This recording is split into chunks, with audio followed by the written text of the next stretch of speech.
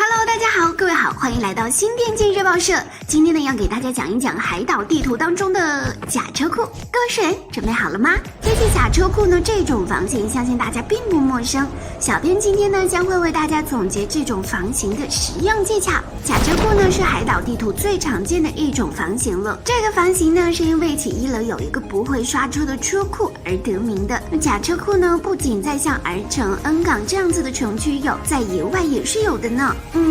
从假车库的构造上来说呢，假车库的优势在于窗口多、平台多、视野开阔，能够眼观六路。那这就意味着假车库在最终的决赛阶段呢，是有着得天独厚的优势呢。只不过呢，窗口多、平台多既是优点，那也是缺点呢。当玩家选择进攻假车库的时候，就可以利用投掷物打开缺口，压制防守方。那在资源方面呢，假车库虽然很小，物资并不丰富，但是它有一个无与伦比的优势。这就是我们可以在陆地阶段，在不开任何房门的情况下拿到多处物资。这就意味着在开局阶段，先进假车库的人呢，可以更快的拿到武器，保护自己和队友。天下功夫，唯快不破，就是这个道理。嘿嘿，那既然假车库的优势贯穿了游戏始终，那么我们该如何合理的利用假车库这种优势防御呢？首先，我们可以利用假车库的视野优势，比如说在2楼平台，亦或者是3楼的平台的围墙边卧倒。这样呢，就可以提前发现对手。当我们发现对手靠近时，可以先通知队友，然后呢，利用集火效应快速的压制对手。其次，如果在残局落单的时候，面对多人攻击时，我们还可以利用假车库内的一些特殊结构，增强阻击对手的进攻。这时需要注意的是，一定要及时转移，以空间换时间。比如说，可以在1楼的楼梯先利用闪光和手雷压制对手，然后退到2楼楼梯下面卡住门口，在击倒第一个进门的对手之后，也可以选择上3楼，又或者是从窗口下楼绕后。最后呢，我们还可以利用一些特殊的点位或者技巧来扩大自己的防守范围和胜算。最明显的例子就是利用攀爬来到假车库3楼的楼顶，这样呢便能够出其不意，攻其不备呢。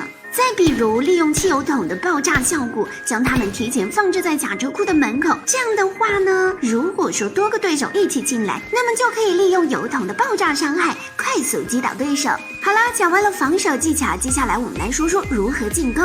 进攻分为2种，一种是大张旗鼓正面进攻，另外一种呢就是悄悄潜入，无声无息。如果说选择前者，那么小编推荐直接开车冲到假车库的1楼，将车呢直接停在这图上的这个位置。这样做的好处是，第一时间呢可以跨过假车库的视野优势，进入对手防御的核心区域。而车停在图上的位置呢，即便主驾驶下车，也是在外侧的，方便第一时间打架。同时呢，车放在这里，也可以避免被假车库外的人给卸轮胎呢。